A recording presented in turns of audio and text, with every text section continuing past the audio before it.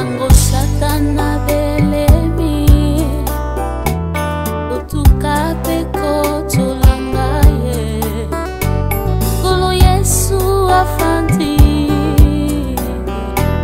Naloboko ya tata Nzambe Obondela ponanga. Seigneur, merci parce que Bible lobby on va tantôt d'une manière, tantôt d'une autre, c'est à nous maintenant. Autres en a bon mot, il faut qu'on garde dans ma cambozo et service. Si quand message est sur le Kwea, Nzambo Simba Mite Manabiso, Nzambo Simba Bomo Inabiso, où il va pour faire la biso dans Ngomba Golgotha, pour convaincre les Mitema, parce que c'est toi la seule et l'unique, c'est toi le seul et l'unique grand vainqueur à Golgotha, le véritable Dieu, aux alikola pandémie, aux autres bouger monde. Et yonde mtoko koti samaloba oyo nakati mutema peuple no parce que mtotindi ngai na loba de ta part tombo mana tina na nyonso et pas ndaku nyonso libota nyonso message ko koma ezala pona lokumu na yo na komba Yesu Masia Nazareth nzamba bomoy ndeto sambe na kondima amen. Merci na pesi mbote ndeko zolanda biso na de la foi TV Yesu Masia Nazareth apambola yo et to sepelaki mwa muke na ngolo nzambe tata. Et le quoi tu es na mutema to kwa kozala liboso na bino na tango oyo na tina na ko intervenir na tina na pandémie auto maladie oyo zonyo ko la mukili lelo na ye na message te lokola un prophète à ministère non mais na ye lokola prophète ya évangile ya Yesu Masia Nazareth comme apôtre Paul azoloba ete naza motei sango malamu na nzela na Yesu Masia ya Nazareth. Donc la Bible dit notre Dieu parle tantôt d'une manière et tantôt d'une autre. C'est à nous maintenant, il y a garde na oyo, kolo nabiso Yesu Masia Nazareth azo loba nabiso. Je sais que vous avez un message belé, ba misuba le basal na nzambe ba loba, ba misuba lobi ba prophète bazawa puis tout ça. Oui, c'est bien, mais je voudrais rappeler au monde et aux enfants de Dieu au bozola ndangai, makambo to mona le lesa makambo sikate parce que la Bible dit il y a rien de nouveau sous le soleil, rien de nouveau sous le soleil. Makamoto mona ba pandémie batu bazo kufa tout ça et bandi nango leloté et bandi leloté et ça na ba moment oyo nzamba permettant makambo salami et puis ayebisi tout simplement ayebisi na basali na ye mais alobi na basali ba yebisa na monde te. Cela ne dit pas que na lobi te que nzamba yebisa kinga na yebi makambo te nzamba pa yebisa ngate na tina la pandémie oyo mais je vous rappelle que ça na ba message oyo nzamba yebisa basali na ye mais esuka na bango lokola ba Moïse balobango na Égypte te. Baloba te bakendaka koyebisa Pharaon et soukela pe par Pharaon et Pharaon peut tango résistant et nzambe pe alakisa ete azan nzambe. On ne se manque pas de Dieu. Vous savez mon père spirituel le révérend Dokuta Miguel Yesi tata na ngai oya sunganga na musala na nzambe poto kwa kozala basali lelo na nzela na nzamba sala et alobi makambo boye banda ya botama un vieux papa révérend Dokuta Miguel Yesi alobi banda botama makambo boye atikala komona ngoti alobi église et tangamaka kaka soki mosala nzamba sali mabe atamboli mabe et l'état za na makoki akokanga église ya wana mais depuis abotama ayeba nzambe ti lelo atikala komona te na bomoi na ye ba église ekangama et surtout ya monde entier donc c'est-à-dire ba bâtiment ya ba église ekangama et soki na bâtiment église te ba entreprise ekangami ba restaurer kangami ba sala d'événement et partout les activités sont presque fermées donc nyonso papa lobi nano salamela été nana mona ngote na mokili. Bien aimé na lingi to réfléchir ensemble lelo si pandémie auto maladie oyo oyebi bible zoloba so totali na mukanda na 1 Corinthiens chapitre 11 na verset nango 14 bible lobi est-ce que la nature elle-même ne vous enseigne-t-elle pas nature c'est-à-dire ce que nous vivons 1 Corinthiens chapitre 11 na verset 14 makamoto zomona est-ce que zote ya bisote papa zolandanga oyebi combien bando linga basala nzambe te papa zolandanga oyebi combien yo bando finga basala nzambe mais aujourd'hui vous avez besoin des serviteurs de Dieu. Est-ce que basala nzambe ba olobelo côté mais vous ne croyez pas na makambo bando bimana munoko basala nzambe maman le monsieur po bando landa to bando kipete mon frère zolandanga na tango oyo ozaki mutu ambiance ozaki mutu nyonso mais aujourd'hui pourquoi faire ndako pourquoi faire ndako yaya kene komela kene ambiance kene ko sepela continuer ko fouler au pied basali na nzambe. Aujourd'hui vous avez besoin de la prière. Aujourd'hui vous avez besoin de la crainte de Dieu. Vous avez besoin de l'éternel Dieu aujourd'hui. Mais hier c'était comment? Vous avez plongé dans wapi, na nini. Aujourd'hui même les féticheurs, les féticheurs sont dans le danger. Les féticheurs sont dans le danger dans le moment où je n'ai pas konzamboka baza bouger, les ministères ont bougé, les métiers ont koufa, et les mboka ont bandima été en bloc, en cascade. Et aujourd'hui, la place est dans la morgue. La Bible dit, est-ce que la nature elle-même ne vous enseigne-t-elle pas? Ne vous enseigne-t-elle pas? Papa, vous avez une logique, maman, vous avez une logique, vous avez une discipline. Vous avez une discipline. Est-ce que la nature, la circonstance, ne vous enseigne-t-elle pas? Papa, vous avez un lobby, vous avez un côté. Si on a Exode, chapitre 10, Exode, chapitre 10, verset 6. Vous comprenez que et c'est ngeli makamususu oyo mona ona no mona te na mukili mais c'est salama donc pandémie oyo et bouleversé mukili papa nanga molimo oyo makamba bona mona ngote révérend Dokuta Miguel Yesi mon père alobina na mona makamba boyete mais na tango kale salama ndena lobi ya rien de nouveau sous le soleil. Écoutez ce que la Bible dit dans ce qui s'est passé en Égypte. Exode chapitre 10 verset 6. Chapitre 10 verset 6. Elles rempliront tes maisons. Yoka nzamba komo la ke la Égypte azoyebisa Moïse na lingina beta Égypte parce que Pharaon azoyoka te yebisa Pharaon ete na kotina mabanki ah lelo eza maladie oyo yedi ya eza maladie oyo tozobenga coronavirus mais nzamba betaka Égypte na pasi me na mabanki yaya soki salami lelo on a bande ko bouger sur mukili comment ndenge nini Congo mobimba comment nini Europe mobimba Afrique mobimba, comment France mobimba, quand on a rempli dans ma banque et on bouge pas mukili. Autres ont compris ma banque côté na banda kwa banque côté partout, na ba château rouge partout, ba tu vas faire partout à travers le monde ma banque et qu'on bouge mukili. Alors pandémie ils ont bougé le lot. Nous avons fait ça bouger ça que Égypte à l'époque, mais na lolenge mususu. Hein? Ya na lolenge mususu. Ya ma kambozo kamusa yo zo kamusa nzambete. Makambo ezolekela biso elekeli bakonza bamboka elekeli basali na nzambe mais elekeli nzambe te yoka nzambe azoyebisa abisa Moïse yebisa Pharaon soka boyi ko libérer peuple nanga ke ko servir nga na kobeta ye yoka mamaloba paye di bandela place wana elles rempliront tes maisons wa soterel mabanki bakotonda na ndaku na yo Pharaon le maison de tous tes serviteurs et le maison de tous les Égyptiens. Tes pères et les pères de tes pères. Ah, il y a la bien aimé. Batata pe batata ya batata na yo. Toke papa. N'auront rien vu de pareil depuis qu'ils existent sur la terre jusqu'à ce jour. Oh. Bamona nanu makambo oyo te bakomona makambo nanu batikala komona te banda bakoma na mabele o banda babotama tina tangu oyo makambo bakomona nanu bamona yango te batata na batata na yo nanu bamona yango te. Et j'ai donné raison mon père spirituel le révérend Dokuta Miguel Yesi nana mona makambo te pandémie boye l'église kangama ba hôtel kangama ba bar kangama ba restaurant kangama ba école kangama yaya ba église kangama papa na ngana na mona yango te yango penza mba yebisaki Moïse alobi Pharaon koyeba ete akomona makambo oyo batata na bango na batata na bango batikala komona te bien aimé yango makambo so mona bando kena Europe bando kena en Amérique bando kena en Asie c'est pour la première fois même ici en Afrique au mona makambo boye ngape c'est pour la première fois na vivre makambo boye mais na zongi na loba na Nzambe il y a rien de nouveau sous le soleil oto mona mais Égyptiens ici va vivant si va vivant yango na habité sope coronavirus ça se continue Égypte na habité na zo baté na habité c'est côté déjà sur l'Égypte mais Égyptiens ko ba mona so monter parce que ba ko yeba ka déjà que makambo to vivant dans mboka oyo to vivant na mboka oyo bien aimé yo na nanga malamu natire sengelete yo Nzambe abeta Égypte na ba forme ebele o etonda ebeta Égypte mobimba ba Égyptien ba histoire ya ba histoire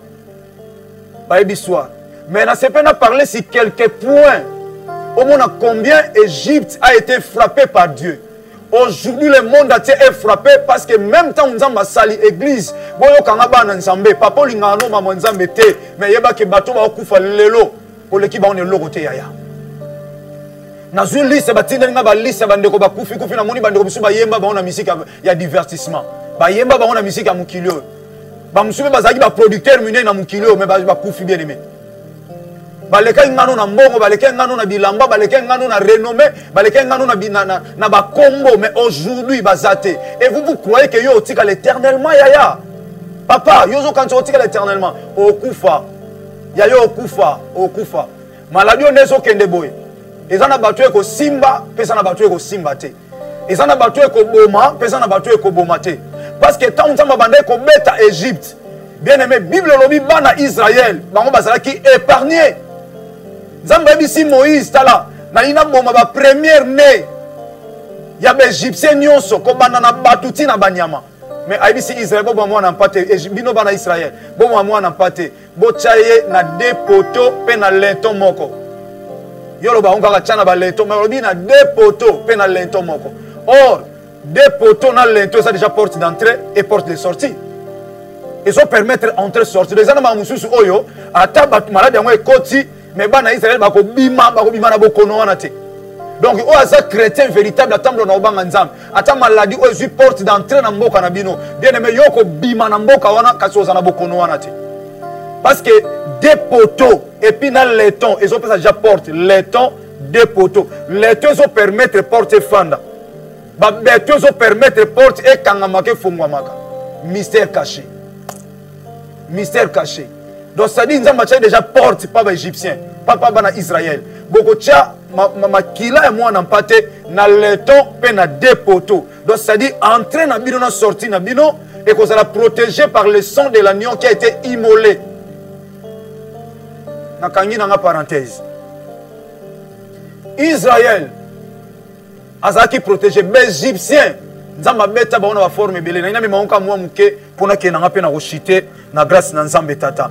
Totanga ya liboso nzamba beti bango na makambo tali ba pota et ça va former belé abeta bango tina be moroïde mais na tango loka 5 points oyo wapi mokambo bimba Égypte ça qui frappé ndenge pe pandémie o ezo frappé monde lelo. Exode chapitre 11 dans verset 1 à 2 papa digara osali sabiso bien les réflexion nazo bondelo ya yo zolanda biso ngai frère na yo leki na yo mwana na yo yaya mwana na yo mutu pamba oyo kaka mais nazo sunga yo lingano basala nzambe te yo okritikaka bato yo chako ndima no pa ya mutu o nzamba baboye mais wapi pe nzamba ngoya baboye parce que quand l'Éternel est en train de frapper bien aimé on comprend que c'est y a un seul Dieu qui règne dans le cieux qui se manifeste à trois personnes le seul et l'unique grand vainqueur de Golgotha. Yango on comprend que même na kata jardin d'Éden ayebisa ki mbato alobi tala adana Ève bogolia nyonso même mbuma o bogolia te mukobalia ki mbuma histoire de beba ti lelo. Mais le tala kuna na mboka Chine baliaka nyonso donc ba mitala na place ensemble ba mona ki bana ba ensemble donc ils peuvent tout, il y a pas d'exception, il y a pas l'interdiction, donc ils peuvent tout parce que bana sommet ba mona ki bango nyonso parce que tout le monde doit courir vers bango bato zo te Europe bazo ke no soma biloko pa na bango bato zo te Amérique bazo ke ne pa na bango ils prenaient maintenant la place de Dieu. Et ça commençait où? Cette pandémie et bandili wapi na boy ko tanga siko ba mboka o eza frappé tala ba mboka wana na liboso nzambe bazaki ndenge nini. Des pays qui sont fortement frappés dans cette pandémie. Et c'est un peu de réaliser, bien aimé. Et c'est un peu de réaliser. Et tala mena ba mboka wana et michaki ndenge nini liboso ensemble. On ne se manque pas de Dieu. C'est que l'homme aura semé, il moissonnera. Tala siko en face, bien aimé, ba se comporter comment vers Dieu. Nini on nzamba peki ça. O ba yokate bazo sala. Qu'est-ce que la parole a interdit? Cette parole, la vérité qui est Christ, il se manifeste à travers de sa parole. Mais bien aimé, cette parole a été considérée comment? Cette parole divine, oh bah qu'on a mis sur ma salaire, mais ils ont traité comment? Et banani oh bah bouaka kiango, banani oh bah rejeter qui la parole, parce que c'est la parole qui donne la vie. Quand on rejette cette parole, on rejette la vie. Or, s'il n'y a pas la vie, automatiquement il y a la mort. S'il n'y a pas la vie, bien aimé dans le Seigneur, il n'y a que la mort qui peut remplacer. S'il n'y a pas la vie, c'est la mort qui remplace. On a besoin de comprendre. À comprendre, il y a place aux alliés. À comprendre. On ne se manque pas de Dieu. Ce que l'homme aura semé, il moissonnera. Wapi banzambi. Nzamba zobet Égypte. Ceux qui véritable Nzamba zagi na kat Égypte, c'est tellement contenu le véritable. Et maintenant, aujourd'hui, laissez-moi vous dire, bien aimé, Jésus-Christ Nazareth, notre Seigneur Sauveur, est en train de frapper ce monde. Parce que trop, c'est trop. Mam papa nyokoli mama trop. Koyanda ku retard, ola la randa ku tema comme comme une discipline. Yo nous aki ambianceur, ba te sans malam partout yo kate. Ambianceur, ola la kaka na ba boîte de nuit, ola la kaka na ba hôtel, oyo kakate. Discipline ndina ata mobeko kueya, ata ba famille ba loba bande oyo kate. Tu vois maintenant comment l'Éternel t'a discipliné. Si ko lolo fandi calme poigne. Nzamba discipliné yo. Bien aimé, on peut résister devant tout le monde, mais pas devant Dieu notre Père. Yesu Masiya Nazareth Sunga. Maman bandozo ngatar. Maman bandozo ngatar. Omone la mobile. Siko bima li sous confinement. Omone nzamba discipline plus que la loi ya monde.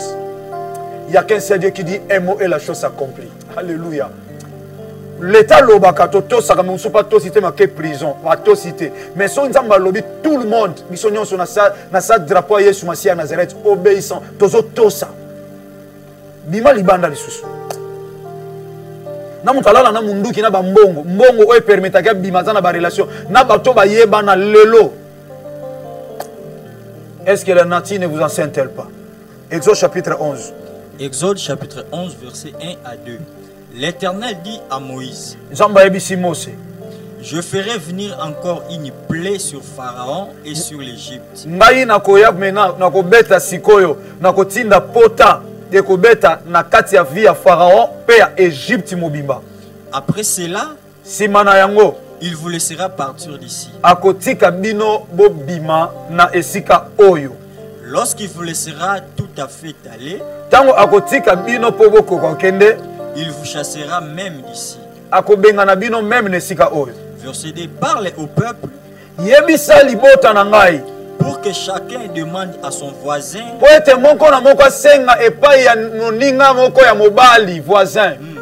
et chacune à sa voisine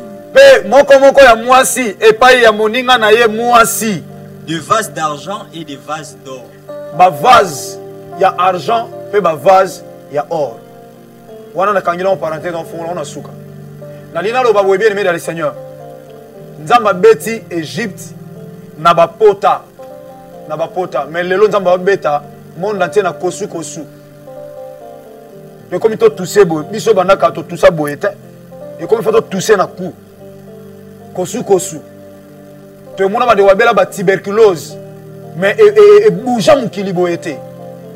Tuberculose à l'époque, 60 tonga par jour, soit raté qui si moko so mukolo moko au bandele à zéro. Na tuberculose. Bah de toute façon qui pas ma sœur, pas ma sœur, bah auquel reçoit traitement.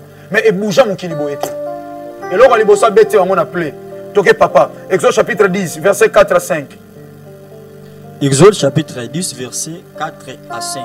Si tu refuses de laisser aller mon peuple, oh Pharaon, ceux qui oboyi kotika peuple nangai akende.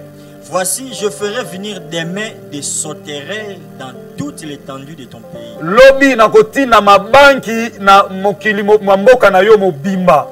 Elles couvriront la surface de la terre. Bongo bango bakotonda penza na kati ya mabele. Et l'on ne pourra plus voir la terre.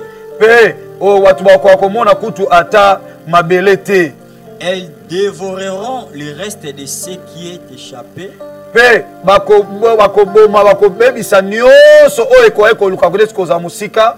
Ce que vous a laissé la grêle, oyo wapi ekotikala nyonso etikala mpona bino. Elles dévoreront tous les arbres qui croissent dans vos champs. Mabanki bakoya kobebisa banzete nyonso oyo eza na kati ya bilanga na bino. Ye disikono na nkawana. Bakoya kobebisa nyonso. Donc banzete nyonso ememela bino lipamboli ekobeba. Mabanki bakolia makasa nango nyonso. Biloko nyonso malamu. Mabanki bakodevore yango. Bakobebisa yango bakodétruire yango. Abeti liboso na baplay. Yami bala beti na mabanki.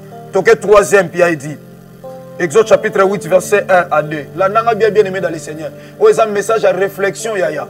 Verset 1 à 2. Exode chapitre 8 verset 1 à 2. Chapitre 8 verset 1 à 2.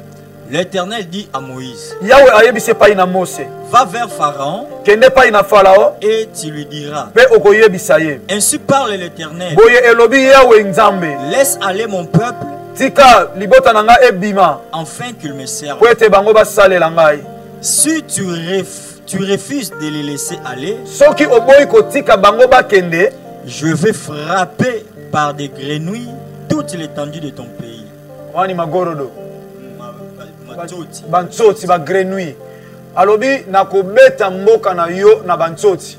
E Bible lobi bantsoti batonda mboka pa Pharaon resistaki. Yo mtozo résister. Okufa yaya na pandémie oyo. Nzamba beti Égypte mobimba na ba sauterelle, abeti on pardon na ba grenouille. Donc na bantsoti o ba lokola magorodo. Abeti yango batondi mboka mobimba. Méditez le livre tina souko comprendre. Ngana zo kenembao. Exode chapitre 8 on a verset 16 à 17 ya. Verset 4e. 16. Abeti ba onani. Verset 16 à 17. Verset 16 à 17. L'Éternel dit à Moïse, Zamba yebisi Mose. dis à Aaron, Yebisa Aaron. étends ta verge Tia penza nzete na yo tanda yango. et frappe la poussière de la terre. Pe beta na poussière ya mabele na Égypte. Elle se changera en poux Bongo yango ekobongwana na basili. dans tous les pays d'Égypte. Na mboka mobimba ya Égypte. 4e fois. Nzamba ekobeta bango na basili. Mboka mobimba tondi na basili. Bapu basili. Soki nzamba beti na biloko lelo. Oloba tozo comprendre basili tondi penza na Kinshasa. Basili tondi na Congo. Congo ma rempli na basili. France ma rempli na basili. Allemagne, Belgique, Italie rempli na basili. Bamboka nyonso rempli na basili. Mais nzamba beti na basilité na temps abeti ka na coronavirus. Abeti na coronavirus. Na suki na 5e. Exode chapitre 8 on a papa verset 20 à 21. Verset 20 à 21. L'Éternel dit à Moïse, Nzamba yebisi susu Mose. lève-toi de bon matin Telema na tongo tongo penza. et présente-toi devant Pharaon. Pe kende ko ya ko pusa liboso na Pharaon. Il sortira pour aller près de l'eau. Ye akobima ko kende pene pene na mai. Tu lui diras, Oyebisa ye. ainsi parle l'Éternel, Elobi bo Yahweh Nzambe. laisse aller mon peuple Tika libota nanga ekende. afin qu'il me serve. Po ete bango basalela ngai. Si tu ne laisses pas aller mon peuple, Soki otiki te libota na ngai ebima ekende. je vais envoyer les mouches venimeuses contre toi. Na kotinda banzinzi oyo bazaka na venin. Alléluia. Na kotinda banzinzi oyo soka pike yo oza pena lokola nyoka nde muta pike yo. Na kotinda banzinzi oyo bazaka na venin. Bango nde bakoya toke papa. Contre tes serviteurs, Bakobeta yo pe bakobeta ba serviteur na yo. contre ton peuple Peuple na yo nyonso et contre tes maisons. pe bandaku na yo nyonso. Les maisons des Égyptiens seront remplies de mouches Oh, bandaku nyonso ba égyptien ekotondisama na banzinzi o baza na venin. et le sol en sera couvert. Pe mabele ekotonda na banzinzi wana. Ozela nzamba beta na ndeni makambo zo kamwa lelo esalami nango lelo te. Esalama bandakala. Lelo zo kamwa coronavirus. Ya c'est pas seulement coronavirus. Nzamba beta ki pe autrement. Ozo banga coronavirus. Coronavirus ememi liwa bato azokufa mais ekosila liwe ekosila te. Coronavirus ekosila mais liwe ekosila te. Parce que liwe pe zalaki te na coronavirus. Coronavirus ezalaka te mais liwe ezalaki. Yango nzamba surprendre même à l'étranger mort que zaki mike ba mort qui na quantité limitée parce que ba doit kufa souvent te mais lelo ba place ezate ba mort que ba tante c'est comme ça à l'étranger. Pourquoi? Parce que nzamba comme déjà ko beta. Nzamba tindi maladie o ezana venin. Eza lokola ba mouche o soka piqué yo souffle changer, respiration changer, muto kufi.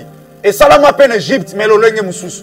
Nzamba lobi soki oyo kité alobaki na Pharaon et aujourd'hui azoko adresser na tout le monde yaya azoko adresser na yo ma sœur azoko adresser na yo mon frère papa maman soko yo ki ainsi dit l'Éternel te nzamba kotinda ba mouche ba kobeta kotinda ba pou akometina niveau abeta ki Égypte mobimba na hémorroïde abongolaka mai komaki makila nzamba beta ki na forme nyonso bien aimé dans le Seigneur bozolo bata confinement ça m'a bête pe bandi pe lelote.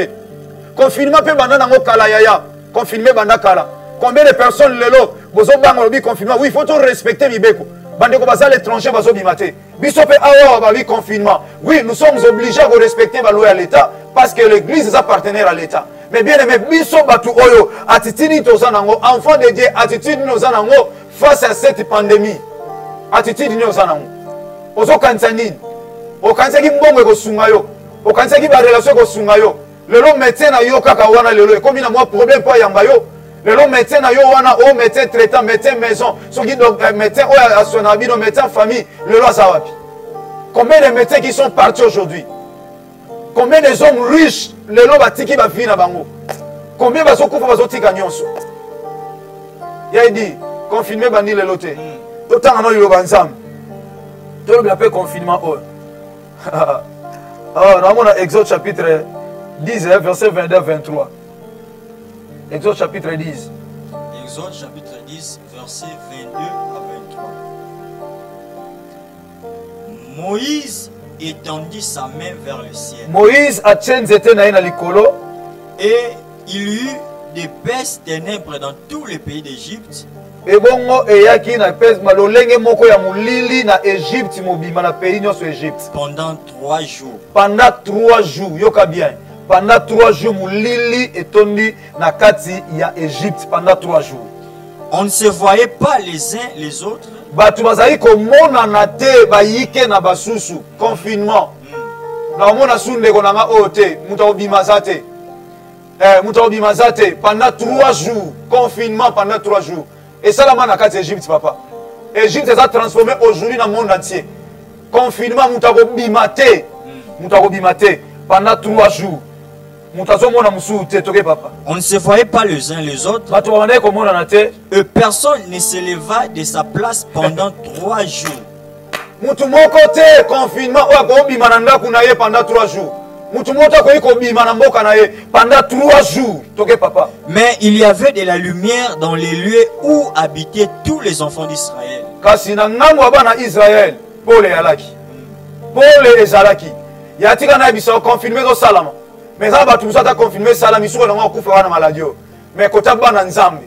Oyo wapi oza mwana nzamba solo ndimela Yesu Masia Nazareth mokonzima obikisa bomo inayo kote na yo yaya mulile liwe ekomate maladio ekoboma yo te maladio ekoboma bana na yo te maladio ekoboma bandeko na yo te soka oza na kondima wana epai na Yesu Masia Nazareth le métier par excellence obikisa bokono ata métier mota ko obikisa lelo ba métier basuki bazoluka ndeni bakoluka comme ba vaccin ko meka mais il y a seul Jésus-Christ Nazareth o meka ate quand il dit un mot et la chose s'accomplit le métier par excellence soka lobi soit guéri obiki yaya ate bomi batu mais yo kufate na bondeli Yesu Masia Nazareth yo osala et confiance tika maladie au pandémie au bien-aimé et memelo mabe mon côté au nom de Jésus-Christ de Nazareth soko ndime salamela amen attitude nos animaux na nzambe autre monde na Bible il y a rien de nouveau sous le soleil il y a rien de nouveau sous le soleil na komi ko chite bien-aimé na lina loye bisolo ko mwa motu ya siko ko banoka nza mbongo na yo o finga basala nzambe alukoso mbongo. Ce n'est pas tous les serviteurs de Dieu bien-aimés dans le Seigneur bazal ou kosambon. Combien de personnes le tiki mbong, batiki bambong bakufi. Combien de personnes va réaliser le que mbong eza pamba, mbong eza pamba. Et sungabiso kolia kolata kaka bilo moya mukili oyo. Mais lorsque liwe telemaka, mbong ekwa kosomba te. Tu es en Afrique biso lozanga mbong en Afrique neto kufa na ba hôpitaux. Mais le loba tu bazana mbong en étranger poni bazo kufa. Mbong eza lo côté liboso na biso. Il y a l'autre côté, ils ont service, on a besoin de après quelques temps, bon et aussi là, bon et aussi biso, et ko wanga na biso, bon et aussi la biso l'autre côté, liwa soke telemi, il y a tokei. Nana ben na makantuno pour n'acheter bien aimé. La nanga très bien aimé dans le Seigneur. Au finga basala nzambe mingi, au tonga basala nzambe mingi, au emilia basala nzambe mingi. Mais là où il y a des vrais, c'est alors ba faux babima. C'est pas tout le monde a faux. Mais na réaliser le moko. Bien aimé dans le Seigneur. À ta pandémie, on a battu libiso. Na coronavirus, on a battu libiso. Mais bien aimé, cela ne dit pas que ce maladie est kibiso doit koufa les souter. Tu es au koufa. Car on Ecclésiaste chapitre 8. Dans verset 6 à 8, il y a délivrance des alatés moko aliwa. Et elobi, l'homme n'est pas maître de son souffle pour les retenir. Biso nos to koufa. Mais ce que a to koufa. To se préparer ni. Tobanga pandémie haute, mais tobanga nde Yesu Masia Nazareth. totambola na kobanga kombo Yesu Masia Nazareth tobanga nzambe mais tobanga pandémie ote parce que liwa ekoya nango bien aimé mais ce qui nous intéresse plus après la mort il y a un jugement pour eso c'est la biso yoka siko makambo esalama Exode chapitre nango 10 Exode chapitre 10 dans verset 25 24 à 25 papa. Exode chapitre 10 verset 24 à 25. Pharaon appela Moïse et dit: Pharaon bengi Moïse a ebisi. Allez servir l'Éternel. Bokende ko saela nzambe na bino. Et il n'y aura que vos brebis et vos bœufs qui resteront. Bino ba obima. Mais babiloko na bino, bozwi na bino. Eko tikala. Pharaon abeta komi na suka, alobi bon, yaka Moïse bobima. Mais biloko na bino, bozwi na bino eko tikala. Eko tikala. Izana batu bakufi bozwi tikali. Izana batu nzamba boma ba première né na kati Egypte. Bozwi na bango etikalaka. O héritage etikala pa mwana liboso akufi bozwi tikali. Siko yo onzamba zo batela na bomoi. Lokola Moïse olingo bima. Mais Pharaon zo yebisa yo bozwi no etikala. Etikala poani. Yo kama kama yo salama. Toke papa idiga. Et vos enfants pourront aller avec vous. Bana na bino bakoke na bino. Mais bozwi na bino etikala. Mutuma solo bano bi aya nzamba obikisane yo. Mais bozwi na yo etikala nango. Mais yo obika no na pandémie o, mais bozwi na yo nde etikala pamba. Yo ka suite. Verset 25, Moïse répondit: Mosa zongiseli Pharaon.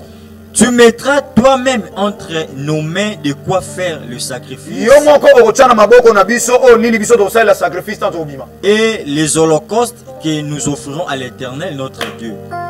Pe banyama oto kopesa likabwe pai na nzambe tanto obima na boumbu ya ba maladi oyo oyo beti bino na mboka oyo zibisote tanto biso to obima na mboka oyo wapi mabonza to memela nzambe na biso wapi biloto opesa tata na biso na bolamu asaleli biso na kati Egypte pendant que pandémie oyo beti batu e biso ba oyo nzamba obatela biso na bomo wapi oyo biso to memela nzambe lokola ba action de grâce wapi oto memela nzambe lokola makabo oto ke kopesa ye wapi yango yaya Moïse aboyi ko bima maboko pamba na kati Egypte habité nzambo abimisi biso na boumbu nzambo akobimisa biso za na droit nzambe oyo to kwa kobonzela yo makabo parce que mongo e servi biso te bozuna biso servi biso te na kati Egypte to uti na boumbu to uti na pasi to uti na kati ya maladi to moni beti batu to moni fimbu nyonso nzambe e bon biso ba o fimbu ezwi biso te tanto ko bima to maboko pamba te est-ce que to sala quelque chose pa nzambe oyo to bima boyete yo moko pesa biso loko o to salela Moïse ayebaki etant ba bimi yoka makamuzamba ebisi bango mukana Exode chapitre 25 du 1er jusqu'au 2e verset to sukisa wana Exode chapitre 25 du 1er jusqu'au 2e verset toke pape diga Exode chapitre 25 verset 1er. Landa bien aimé dans le Seigneur. L'Éternel parla à Moïse. Zamba ebisi Moïse pe alobi. Parle aux enfants d'Israël. Yebisa bana Israël qu'il m'apporte une offrande. Ba memela ngai offrande.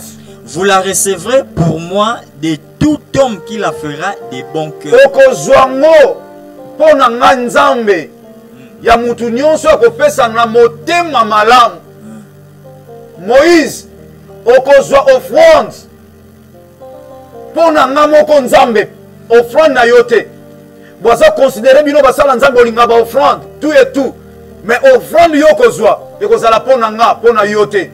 Okozwa ya mutu nyonso opesa na motema keto te na motema koyima yima te pai wapi ba se souvenir ke ngai tata na bikisi bango na pandémie na bikisi bango maladie songolo ya ona ina rappeler ndeko mozola na papa mamu finga basali na nzambe mais so pandémie ebomi yo mbongo no etikala so maladie o ebomi yo nyonso ayo banda ko etikala ya yo otika nyonso ozo kansani pona nzambe nani ozana kondima ke nzambe obimisa yo Moïse a ebisa nzambe abisa Pharaon yo moko opesa biso na maboko oyo ni biso ke offrir na nzambe na biso aboya ko pesa ba détail ko lobake potenga beti bino na maladi biso beti biso te abomi bana na bino liboso biso abomi biso bana te to kopesa nzambe oyo ni yaya bato bazo kufa mais yo za na bomoi obongisi nini pona nzambo de la fois na posa mbongo wana te aza na posa bozuna yo te po na koya ko na komba nzambe te na koyebisa yo mais yo moko sengelo za la reconnaissance epai na nzambe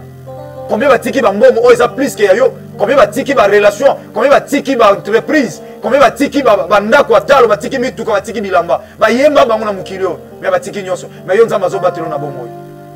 Est-ce que okosomela nzambe lopango te? Okosomela nzambe lopango te, okopesa nzambe action de grâce tobi tata, nasali HPD na ngai, nasali achat parcelle po na yo. Ya on a lobi attitude nini oza nango, enfant de Dieu. Quelle est ton attitude face à cette pandémie? Attitude nous anine. Attitude nous anine. Ozobanga bangaka obioko otongola nzambe monument. Na kati ya Biblia tomona bazolanda Jacob et pas Esaü pas bomaye. Jacob a lembia komi quelque part azui libanga tiena mutu. Asali confiance et pas nzambe. Batelanga na danger. Et na tonga moni likolo fongo ba ange na likolo bazo kita misu bazo mata. Alobi certainement l'Éternel est ici enseigné. L'Éternel est enseigné. Aibisi nzambe. So salinga ka bolam na opesa yo. Dimi na nga na opambola yo. Bien aimé nzambe azo bomba yo. Bana no bazui coronavirus. Coronavirus so bazui ngote. Famille na yo ngote yo pozui ngote. Oza on osa bien. Ko kanzate pozo se protéger. Non non non. Eza pande ko moka za médecin no to sambela pona e asala na hôpital et azwaki maladie wana to bonde nzamba sala grâce à biki.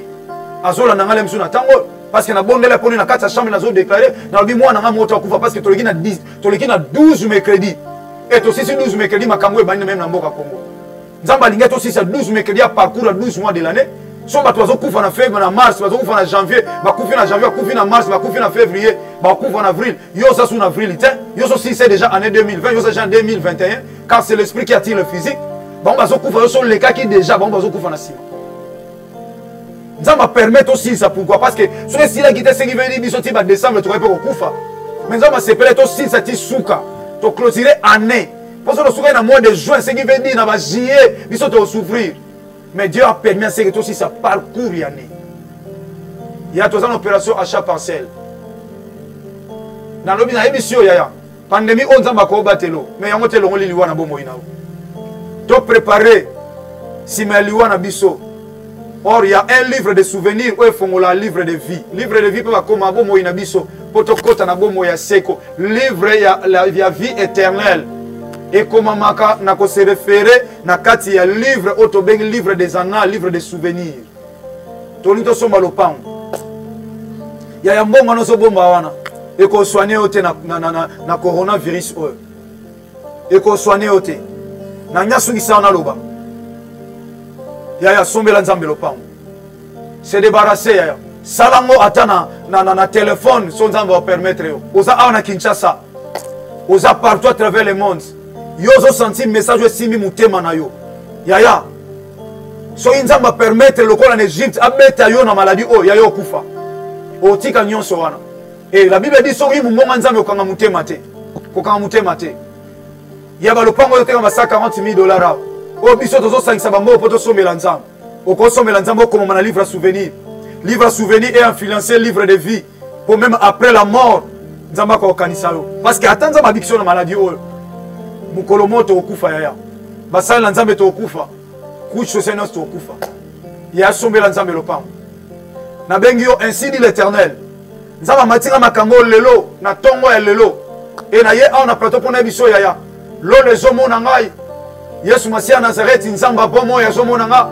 je n'ai pas d'intérêt c'est ça si ce n'est pas pour l'intérêt du royaume afin que peuple nzamba fana libanda na CFC apola bamvula anyoka manasaba moy risque ya pepe na makadam akota na kati ya lopango to somba mapango akota nzamba tu atiki mapango batiki ba compagnie ndeko ma otokufa na coronavirus balobi azana ba entreprise na monde ana ba entreprise ma otokufa peut-être soit somila nzambe lopango lemso nzamba kwa ko batela ye nzale zaki na sarepta liwe kotaki nzale kotaki na sarepta liwa ekotaki coronavirus ezaka image ya liwa po balobi ezoboma na sarepta pe liwe kotaki mais mwasi oyo veuve azwaka o azaki na wapesi Eli akufa elisusu te bato bakome kozwa bomoi pa na ye yaya sombela nzambe lopango ata famille bandeko no bakozwa bomoi kaka na nzela na yo sombela nzambe lopango na onzamba tshona motema lopango eza $140,000 tozobuna tokomi na ndambo